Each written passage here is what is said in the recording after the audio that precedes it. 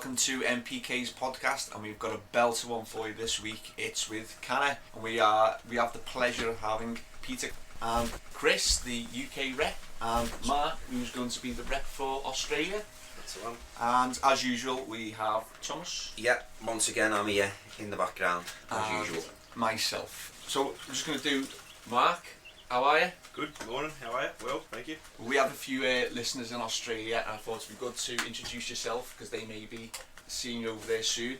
And Before you just say anything, we like to have a little laugh on the show, so can you please say for me, put another shrimp on the barbie? We don't say shrimp, we say prawns. Go on, So give us it. Put another prawn on the barbie, mate. That'll do me. ya. That's a good start for our Good podcast stuff. today. There we go. So what are you going to be doing anyway? So yeah, I'm pretty much just the same role as Chris in the UK, but in Australia, and just going around doing a bit of product support and whatnot where I can. But I'm over here at the moment, just touring around with Peter, absorbing as much information from the Canna Guru as I can. He is the Canna Guru, let me tell you. Yeah. we had the lecture last night, which was really impressive. If you didn't manage to make it, then you need to knuckle down and get down here next year for the next one that we'll be having. Well It was intensive, and it was well worth it. Absolutely brilliant lecture by Peter. How are you? Thank you, good morning. Yes, I'm fine. Yeah, sleep well? I sleep well. Yes, Good. always good to be in the UK. Excellent. Not with this weather, it's not. He came in on the tail end of that hurricane Gonzalez. yeah. Well, it's more or less the same as the Netherlands. Yeah, true. So, what do you do with Canna? What's your role for people Well, that my don't know? profession is Bachelor of Science in Plant Growing, and what I try to do is to translate difficult language, which we find out in plant growing, make it more common so normal people understand what they are doing. And even a lot of times my language is still quite difficult for them, but I try to do my best. Yeah, you did very well last night, even though some of it was... And when Pete says he tries to explain this in simple forms, I'm still putting the pieces of my brain together this morning. So, however though, the information that was given out yesterday, basically, in layman's terms, just lets you realise that there's an equilibrium in a plant, and there's a lot of different steering wheels, as Pete continuously pointed out to us yesterday, and he named up to 10 steering wheels, different factors what are going to affect your plants and how to balance these out. And once you have a perfect balance, you have a perfect plant and a perfect environment for your plant to live in. Absolutely. Yes, that's correct. But it was a lot more intense than that, I shall say. Mind melting. Yes, mind melting. What did we actually cover yesterday?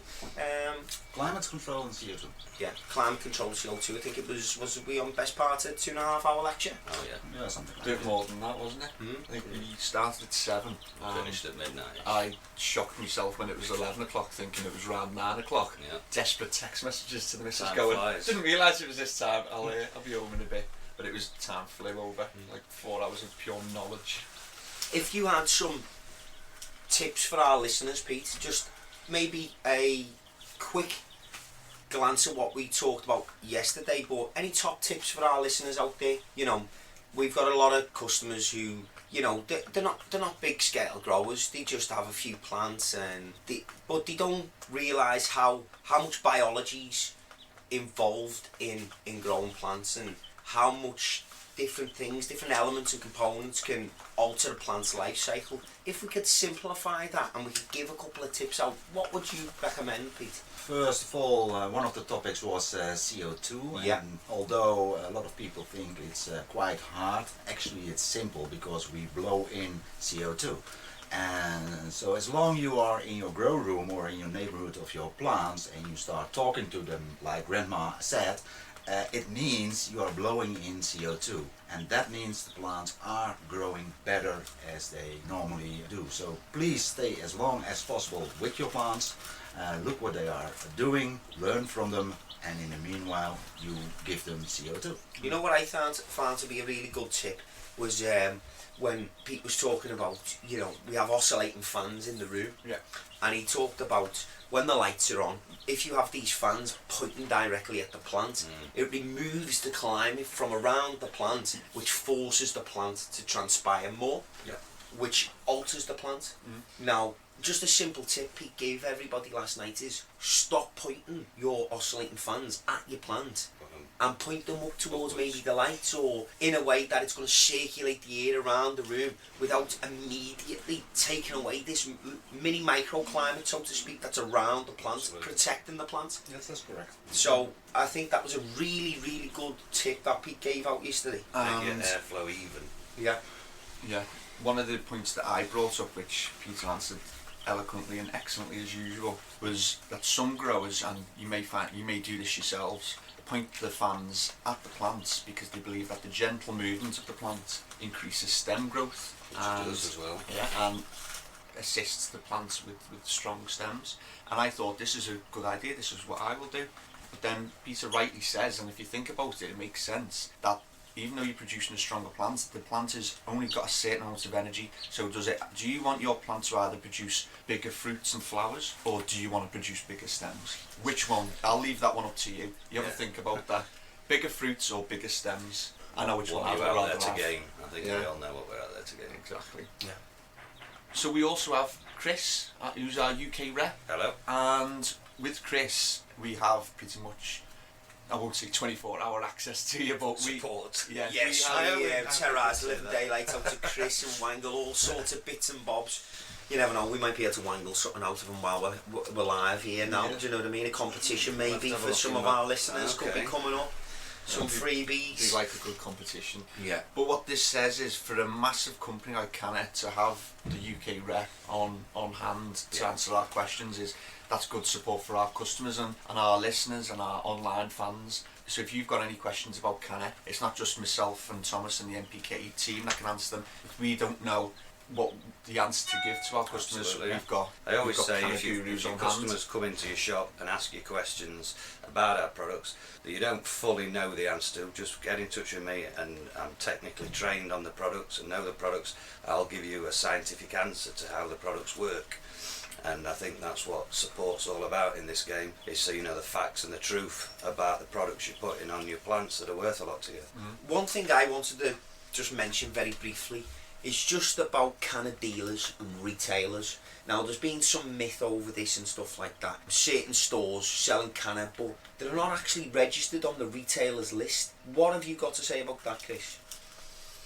As soon as a company purchases from one of our distributors, then they come on our radar Okay. in Holland at head office. So they're all registered. All your authorised dealers, such as myself, Yeah. NPK Technology, Yeah. is registered on your website. That's right. So if any customers out there across the UK had any doubts on any of the products that they were buying, would it be fair to say that they could go onto Canna's website Yeah. and simply type in that store, and if that store is in the category, that means they're a fully authorised, like ourselves, NPK Technology dealer. Yeah, yeah. And if they're not on there, they're not an authorised dealer. I would always recommend you go to an authorised Canna dealer to buy your Canna products. Excellent. I just wanted to clear that one up, Chris, because a lot of customers have some questions and say, oh, well, there's a shop down south and it's a little dark, dingy shop, but it sells a Canna product and it sells it really cheaper than everybody else. Just be careful, guys, and make sure that these stores have the authority to sell these products, and you can check this yourself via the website. Absolutely, yeah.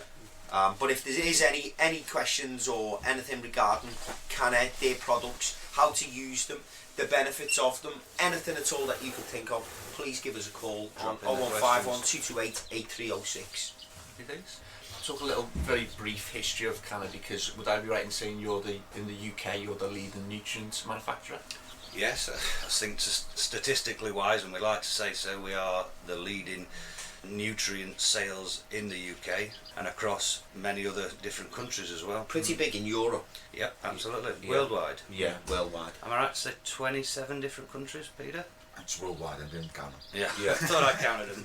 Something around that. Okay. And when did Canna establish it? You've been going a long time. We've been going a long time, yeah. Yeah. You're talking 20 years? Over 20 years. Yeah, last year we had our anniversary of 20 years official brand which we put on the market. Yeah. Before that we had years of research, but we were not a real brand yet. So officially it's now 20 1 year old. We've been in it from the beginning. Yeah.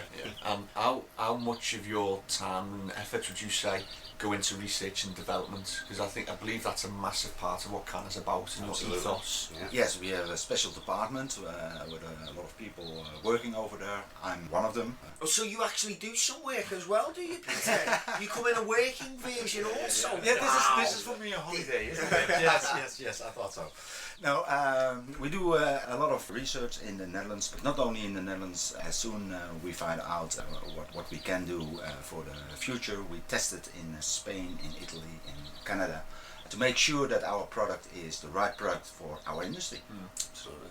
One thing I always like, and I know you do it yourself, Stephen, is a bit of science. And when we go to the shows, we invite our customers to come to our shows free of charge. Any NPK customer, whoever wants to go to any of the grow shows up and down the UK, a ticket's always here at NPK for you guys. Now, when we go to these shows, a lot of the distribution companies and wholesalers, they have a big stand and a stall. And every time, every show I've ever been to, there's always Canna, and they've always got the lab technicians in the lab coats, big white lab coats, and they've always got a set of microscopes. And these aren't little mess about microscopes. These are top quality stuff. Lab And stuff. they've got a lab technician to hand, and everybody else. Peter Clausen's there, and the whole team are there, and they're constantly wanting to show you the pros and cons of growing Canna, the biological shape and or makeup of a plant. They basically just want to teach and help everybody understand from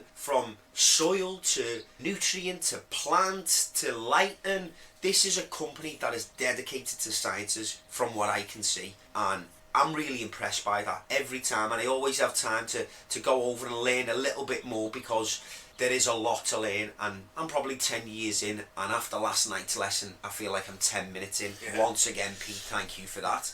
But it goes to show how much there is out there, and information, knowledge is power, and Canna are there 24 hours of the day. You can go online, you can go straight onto Canna's website, and I mean there is a massive information, articles, videos, grow guides, comments, forums, competitions, you name it. They are constantly there, available to help you guys out and to teach and give you some informative advice. And so Canna, take me hat off to you guys, because nobody else does it like you guys. So big pat on It's the a back great for that. company. Yeah. Science, fact. Okay, then I would say the number one product, because the products work together symbiotically and they work really well together. But I'd say one of your flagship products is the Boost. Absolutely. We've got Yeah. our flagship product, yeah. Canna Boost Accelerator, I believe it's all on to. Yeah. That's the one, yeah. And how much research and development actually went into that product? How many years of testing? How old is the product? The product now is 2006.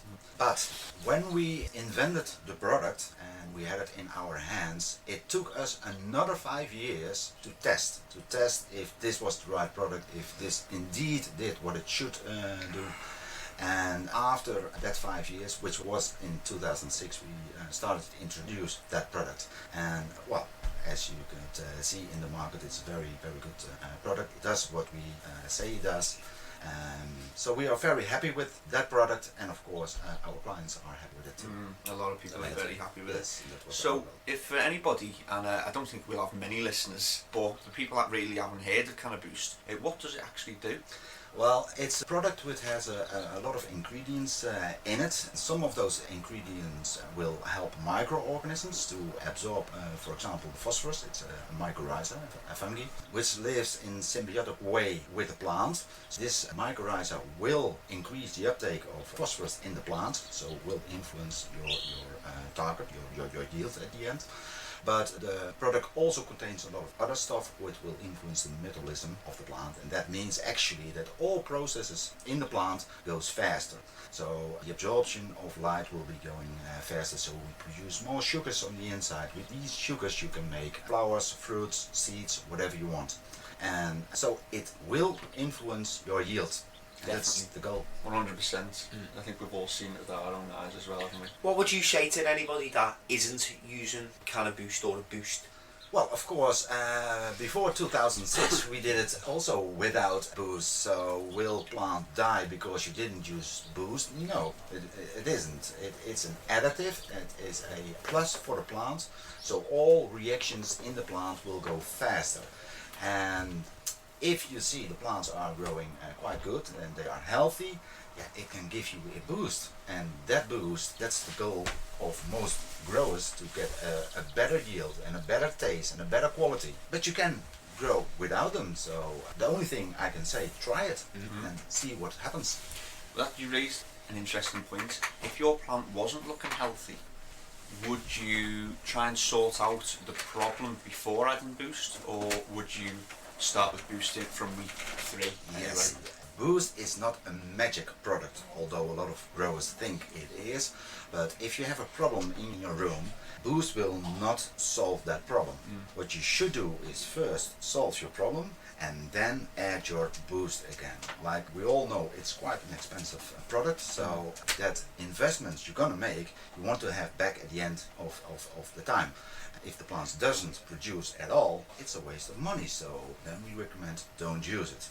But as soon you solve your problem, you can start. So there's a few other boosters on the market, and the Canna, Quite a few, millions. the Canna 1 litre boost retails for around £50. What do you say about certain boosters that retail for £10 a bottle? Because our customers say, well, if a booster's a boost and it boosts metabolism. Well, first thing we have to do is make a separation between PK boost and boost. For us, PK is a fertilizer, and boost is an additive which is mainly built up out of energy ingredients. Normal people say sugar, but it's something else like a sugar, but you can compare it like it. PK itself is much cheaper compared to a boost, a real boost like we see it.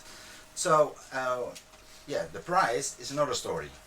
Price has something to do with the ingredients, so the cheaper the ingredients, the cheaper the price will be into the market. To make a boost is a quite complicated process, that's one thing, but also our ingredient is quite rare, and because if something is rare, it costs always a lot of money. So we have to start with a higher investment in our product. That also means that the product at the end will be more expensive. On the other hand, our goal is to invest in our plants, and at the end it should return the money we put in, and of course a little bit more.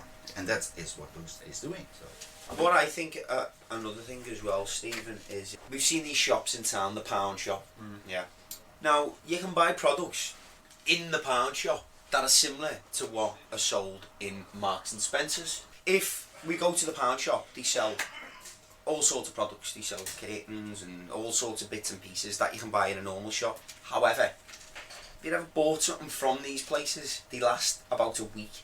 Half the time, you buy it and you think, oh God, I can't even use it because it's that crap. It will fall apart by tomorrow. But you just buy it anyway because it's that cheap. But the thing is, the quality Absolutely. is terrible. Yeah.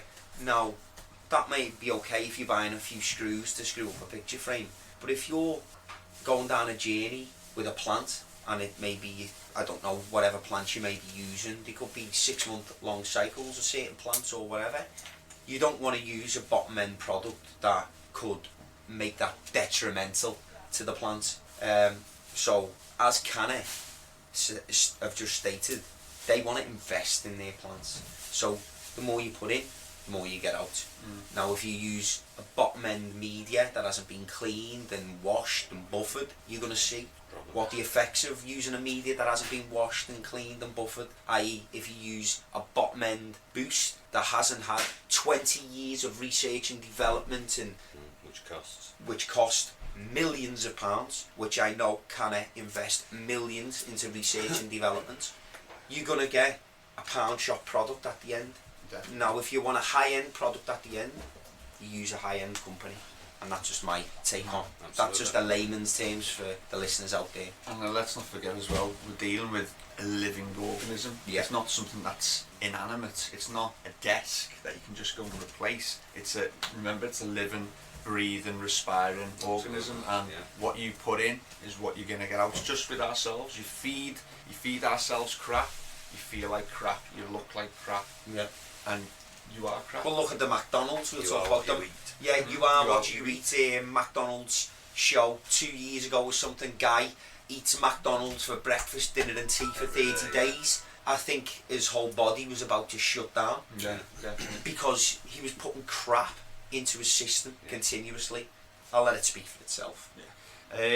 So, what visually can we expect from using the Canna Boost? What will we see within our plant? What differences? Well, as soon you start to use it in the generative phase, that's the phase where the flowers starts to grow, more energy will be left over because we use the boost on the inside of the plant, and the plant can choose what he can do with that energy. Most of our growers want to have more flowers. So if you're steering to making flowers, that is what you're going to see. You will see more flowers. And in combination with PK, these flowers, actually the fruit body of the flower, these fruit bodies will increase in size and weight. So the combination of boost and PK out of the florist feeding or by the addition of PK 1314, they will make a bigger crop, a heavier crop as compared to normal. So that's what the grower is seeing. More flowers and at the end more weight. And better results. So better results. Awesome. And just to finish up on sort of the boost, we always, if the grower doesn't want to buy the full regime of Canna because they couldn't afford it, obviously they start with Canna A and B. And then next product that they would buy, we would recommend as a boost. What products after the Canna A and B with a boost would you say is the next most important product to use? Well, the additives, like they say, they are additives, so you can use them to improve your growth. Well, we have a rhizotonic for improving the root system. So if you say with what additive you will start, then I would recommend rhizotonic, because you need enough roots to absorb all the water which is needed for the climate control, but also for the absorption of fertilizers like NPKs. Yeah. So in that case you make a strong plant which can produce later on more flowers, and when you are in that period, then you go on with the boost. Yeah, so the rhizotonic builds up the strong scaffolding within a plant and allows it to, in the flowering phase, produce bigger flowers because it's got that structure, that skeletal system, if you will, in place, and that's what the rhizotonic. It's more or less the same like a baby, isn't it? First of all, you give them milk to make them bigger and stronger, and later on you change the food pattern so they can become an adult. Is that something we're going to see in the future, Canna milk? Peter just went over there and said the plant controls the climate control. I think that's something that listeners will be a bit, the plant controls the climate control and be a bit confused about. They think equipment controls the climate control. So how does the plant control the climate? Actually, a plant is always in a kind of balance, and that balance will be different in the vegetative period compared to the generative periods. If you give light, it could be the sun, but it also could be the bulbs. You don't give only light, but you also give heat radiation. That means a plant will become hot because of it, and the plant have a system for it to cool that energy down, which is called transpiration. That transpiration is done by water. So the reason why we give water to the plant is for having a cooling system working. And that is done by the plant. So the plant will cool itself down with the water you are giving. What would you say, Pete, to our customers, the growers out there, who do not monitor RH, relative humidity, who do not even look at this factor within their grow room? What would you say to this person? Well, you can grow without all those kind of equipments, and especially when you have green fingers, that means they see what the plant needs. No, But not so green-fingered. Well, maybe not, but on the other hand, we can register everything what a plant is doing, and for that we need equipment, humidity, we can look at temperatures, we can look at air movement. Well, we can make a very professional greenhouse if you want, and that is what we do in horticulture, of course. if you don't do it, most of the time your yield in general is limited. The more you know about your plant, the more you know about your climate, the more influence you can have on the plant. See, a common thing over here is the grower pays attention to his room temperature all the time. And then I speak to them and I say, what's your humidity? And they look at me very confused, Yes. scratching, saying, what's that? And I then proceed to explain about moisture in the air and stuff, and they're like, oh, is that important? I didn't know that was important. And when we was listening to your lecture last night and you spoke about transpiration, sort of how the plant sweats and takes in moisture and releases moisture. Now, one key part to all of that was humidity. Yes, correct. So humidity, as you say again, is one of the steering wheels to controlling your plant, to getting your plant to live harmoniously in an environment and to produce what you want it to produce. Yes. So if you don't pay attention to humidity, is it likely that you will come up against some factors that will not benefit you? Yes, like you said, humidity is very important, and actually the air around the plant, the humidity around the plant, is taking the water out of your plant. So if you make a very low humidity, what happens that the water inside the plant is gone within a few seconds. That is one of the reasons that it's quite hard to make plants in the desert. The humidity is that low that all the water what was in the plant is sucked out in a few seconds, so they die. Well, with humidity you have to steer the plant. But to be honest, to let the plant transpire, it's not only humidity, it's also temperature, it's also air movement and the refreshment of the air itself. So that makes already 4 steering wheels.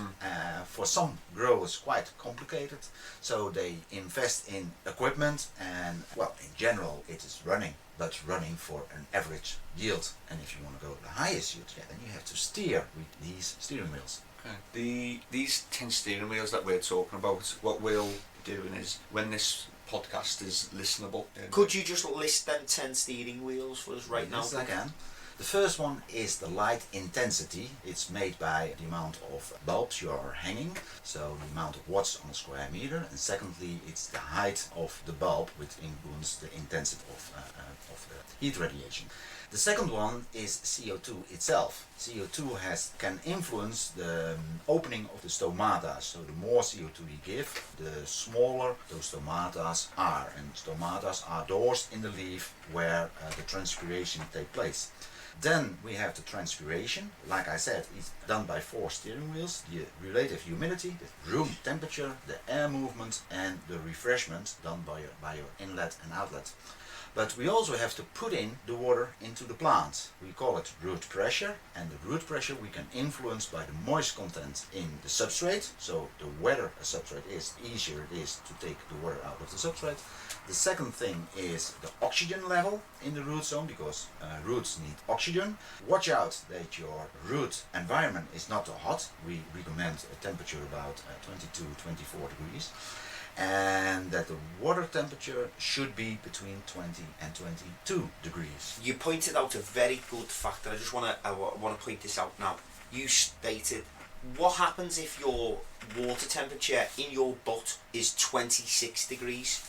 Then water cannot absorb oxygen anymore. Although you try to bring it in with air, with a bubbleator, this oxygen will not stay in the water and will leave the water, but a root can only take his oxygen out of the water. So they cannot do it like we do out of the air, they have to absorb it from the water. And that means if there is no oxygen in the water, the root cannot breathe, and that means he is not able to bring in enough water for the transpiration.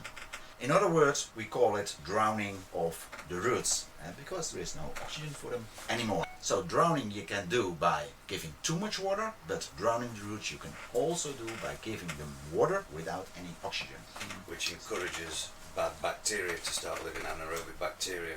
Is and the signs of this, would you say there would be some yellowing and discoloration? Well, it always starts that too little water comes into the leaves, and that means the leaf starts to curl. They cannot cool themselves down anymore. If you're a high equipped grower, you can measure it by an infrared temperature meter, and you will see that the temperature of the leaf becomes the same as your room temperature. And after it becomes more hot, it will start to curl and burn. If a leaf is damaged, then they take all the energy out of that leaf, and we will recognize it as autumn coloring leaves.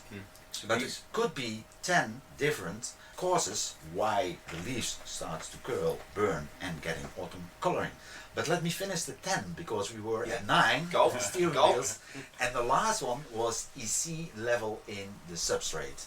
And most growers know this one, because if they see that the leaf starts to curl and burn, then they know, it's overfeeding. But actually the EC was too high, and that means the root couldn't take enough water into the whole system for the transpiration. Right, before you, let me jump in there before you get in there, Steve. EC, okay, so what is EC? EC means actually electric conductivity, and it is measured in the unit millisiemens per centimeter. That means you measure a speed of electricity through water. The more salts in the water, the faster it goes. But we can translate that unit into the amount of grams of salts in a liter of water. So the more salts we put in the water, in 1 liter, the higher the EC. And of course we put in feeding salts and not other kind of salts like kitchen salt, because the plant doesn't like kitchen salt. But it will increase the EC, don't forget. Okay, so let me put this in a layman's term for our listeners once again. So EC, that's the way of measuring how much nutrient is in the water? Yes. Yes, okay. And we use this using an EC meter or the truncheon or whatever, a various different instrument that you can buy from our store. However, what would you say to all of our listeners who don't measure their EC? Well, they take a risk that they made a mistake in, for example, calculation, and they give an overdose of our fertilizer in their water. And that means if you give too much, the plant can die because they cannot absorb water anymore. So it's quite risky to do it without an EC meter. So at least check your EC if you did the right thing. That doesn't mean you should use it as a dosing system, but use it as a checking system. Every time you dose, for example, 20 mils in 10 liter of water, check if the EC is still the height what you want to give. Because also our customers, listeners, they come in and they maybe buy some kind of cocoa A and B, and they look on the back and it says 20 mil to 10 litres of water. So they put that into their watering can, and they do that from the start to the finish. The same dosage, because they are not aware of how important EC is, what EC does, and how to use it in conjunction with a plant. Now, Canna provide grow guides, grow schedules free of charge. They're in our store every day. And you on can the come website. on the website, and basically what this chart does is it breaks down the plant's growth cycle. Well, it tells you the grow period and then the generative phase, and it also tells you what the recommended EC is. Correct. Through each phase. Now, it starts off fairly low and manages its way up to a point in flower and then goes back down again. Correct. So this, in a simple form, is showing the changes throughout a plant cycle, that it requires different levels. Correct. Now, without an EC meter, would you be fair in saying it's a lot of guessing and it's not 100% as effective as if you could measure with an instrument? Would you agree? That'd be fair to say? Yes, I agree with that one. And but I like to add to it that a grow guide is just a guideline. Yeah. And like we said, climate control contains 10 steering wheels and not only the EC itself. But when you start measuring EC, you know what you did, you know what kind of fertilizer you made, so if something goes wrong, you know in which condition it went wrong. So for example, if you measure 2.2 in your tank and you give it and you see that the leaves starts to curl, then that EC level could have been too high. Yeah. And then of course you have to flush the good fertilizer away, but you did give too much. And then start all over again with a lower EC. And then you will see the plant can handle it. It's funny that you use steering wheels, because one of the things that how I explain it to the customers, when they say we don't measure EC, I say to them, well, do you drive a car without a speedometer? And they go, of course not. I go, well, why do you grow a plant without an EC meter? Because driving a car without a speedometer, you can have a very rough idea that you're keeping within the speed limit, 30 miles an hour, but I guarantee you, without looking at the speedo, it's very hard to guess. So you can be going too fast and you're going to get pulled over, or you can be going too slow and you'll never get to your destination. So an EC meter is your speedometer, lets you know how fast you're going. If you're going too fast, you can slow it down. If you're going too slow, you can speed things up. Good way of looking at it. I think so. Bailey seems to like it as well, Yeah, it's a because good we sell one. lots of EC I will- meters. I will remember this one for my lectures. Yeah. Thank you. And you raised a good point, which leads us on nicely onto flushing. I just wanted to have a little chat about the Canna flush, Yeah. because something I learned last night is I would give people a Canna flush when they're at the end of their cycle. And I'm also, in conjunction with this, what you learnt as well. I know what you're going to say, so I'll let you carry on, Steve. And a lot of our customers do, because they don't buy EC meters, tend to overfeed their plants. Yeah. So something that we learnt last night is that Canna flush doesn't have to be used at the end. It can be used at any part of the cycle if you've overfed your plants. To correct mistakes, like Yeah. we've just been talking about. So you've overfed and the plant can't handle it. And you can use Canna flush to flush away the nutrients better and more sufficient to get the nutrients out of the root zone. Then you can get back onto the grow guide to keep on with your plant's life cycle. So that would be to correct a mistake, or there's the other situation like we just said, if it's to flush away the nutrients at the end before harvest. So it can be used for both of them situations. That's a really good tip, because something else you said last night was that if you were during a flush, to rinse away all the salts takes a week, 10 days with a flush. Yeah. However, with plain water it can take up to 3 weeks. 3 weeks, yeah. And there's the big difference. Absolutely. So if you've made the mistake, what would you recommend, Chris? Using Canna flush mixed with water at the dilution ratio, pouring it through your root zone with seeing with different systems is a different situation, but generally you're seeing a bit of runoff, and then the next time you can go in with plain water to flush the salts that have been dissolving in the root zone with the Canna flush. You can flush them away. Now, if that's just to correct a mistake, then you would go back to the grow schedule and you would carry on with what the recommendations of the EC levels are in your grow schedule. But we recommend that you go minus 0.2 on your EC to keep the levels of EC down a little bit at that stage. But if it's to flush at the end, then the grow schedule will be saying just use plain water with an EC of about 0.2, so then you would just carry on doing a flush at the end. So really, if it's a flush at the end, you would go in using flush mixed with water, pour that through your root zone with some runoff. The next time you go in with just plain water, because what the flush has been doing in the meantime, between you coming in the next day, it's been dissolving the minerals that are what we call excess minerals in the root zone at that stage. We don't want them there. So the acids in the flush, and I'll just add there that our flush is a natural product. People think, I don't want to put chemicals on to do this. Well, it isn't a chemical, it's an organic, natural product. It's acids to break down the nutrient salts within the root zone so you can then flush them away. So it's quite simple really. You dissolve them, you flush them away. So at the end, to do a flush for harvest, you would use flush mixed with water, then the next day use just plain water to flush it away. Then you would do it again, flush mixed with water. The next day, flush the minerals away.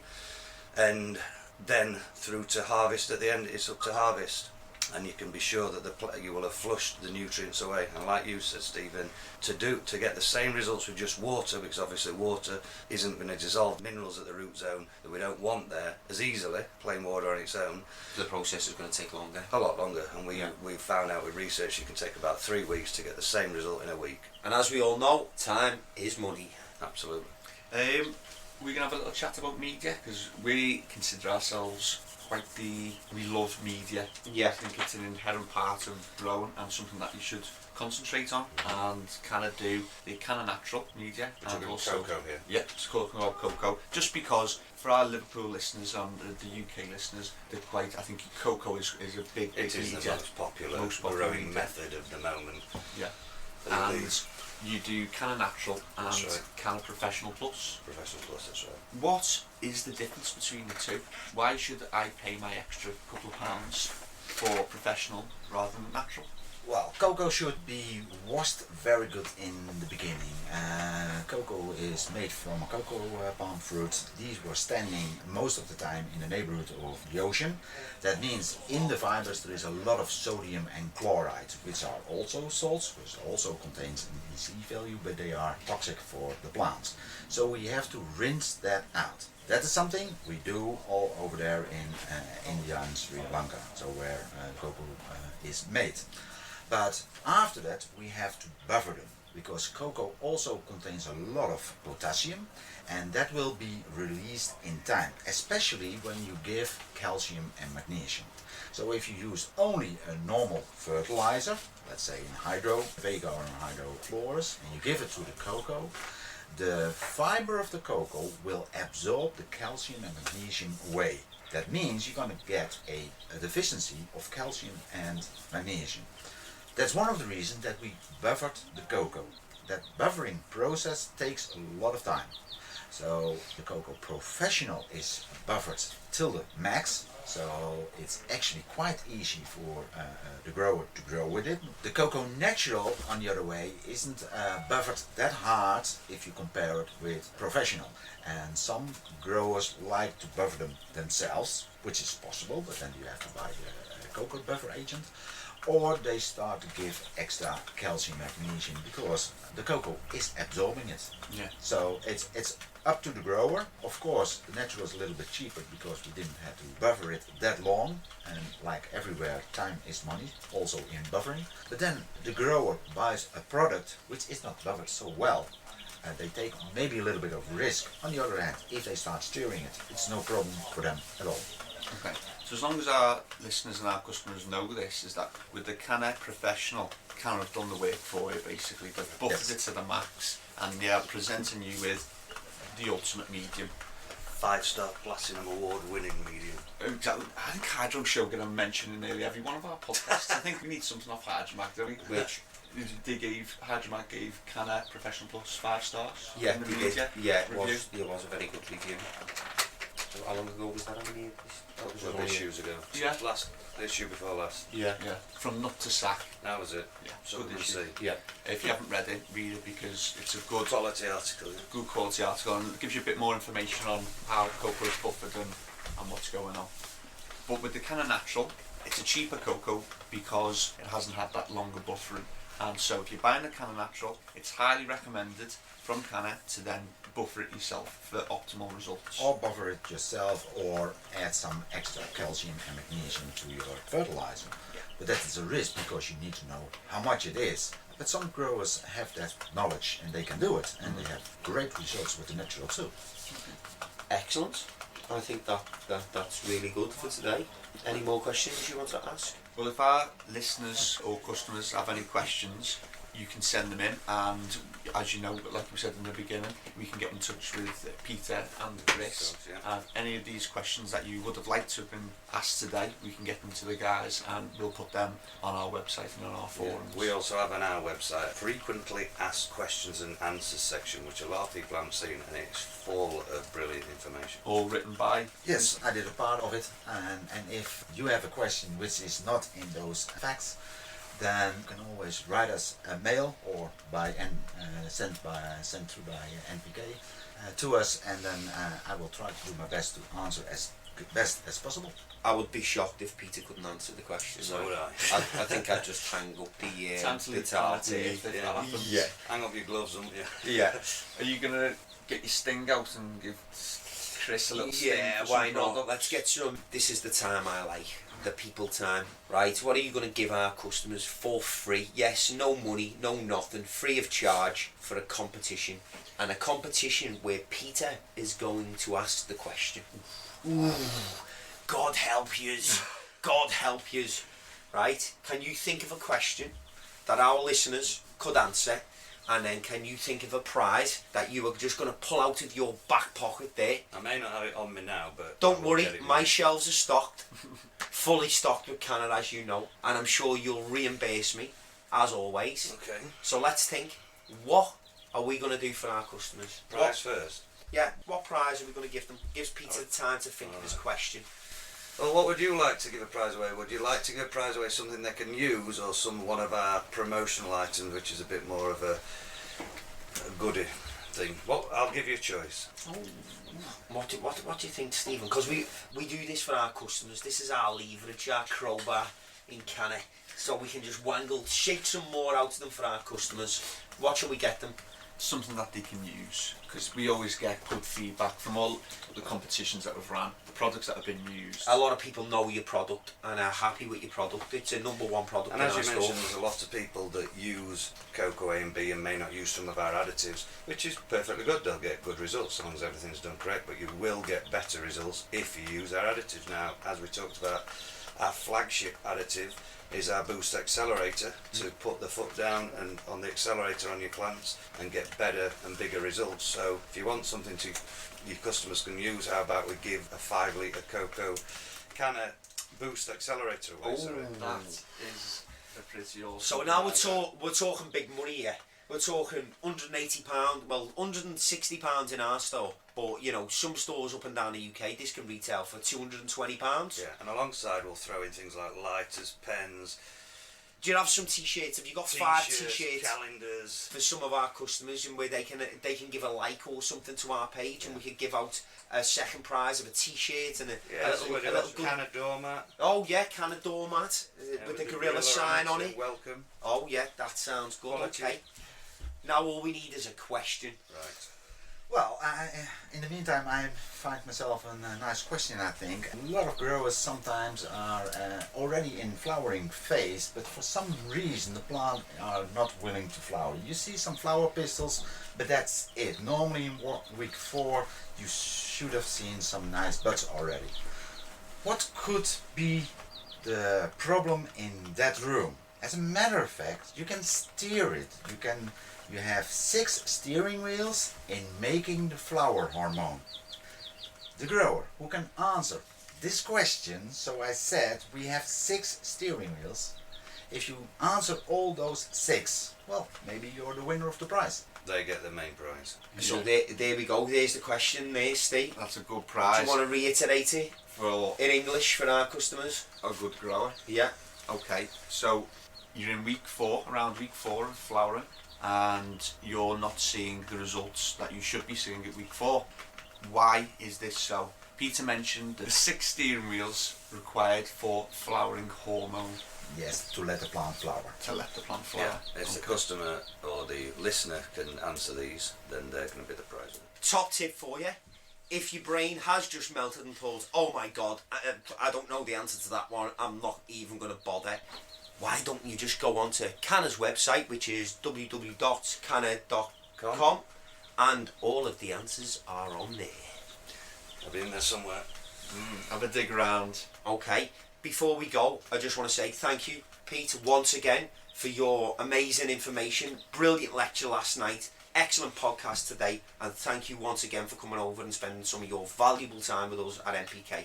Well, actually, thank you. Also, Chris, Thank thank you for an amazing job you're doing with us and the team at NPK and Canna. Going to give a big shout out to Karen, because we don't see her as often as we like to, but when we do see her, she always looks after us, gives us loads of products to give out to various community projects. So I'm going to name them projects at the moment. We worked with the Unity, we worked with allotment associations, we worked with council associations. So big thanks and a big shout out to Karen at Canna and the rest of the team for supporting us all the way through these various different projects and giving us feed and cocoa, and when I say cocoa, they give us pallets of soil, pallets of cocoa, endless amounts of information, various products and expertise. So big thanks for all of that, and thank you once again. Thank you. I support the community. One last shout out for Australia. Thank you very Watch much, out. Mark.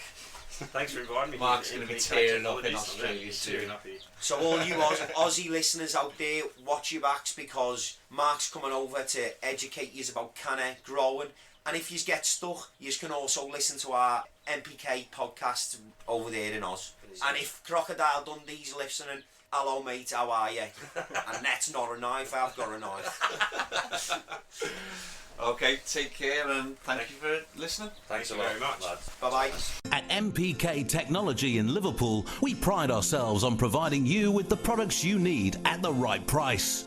Once more, if the products you want aren't in stock, we'll order them in for you. And if you don't know exactly what you're looking for, we'll happily point you in the right direction.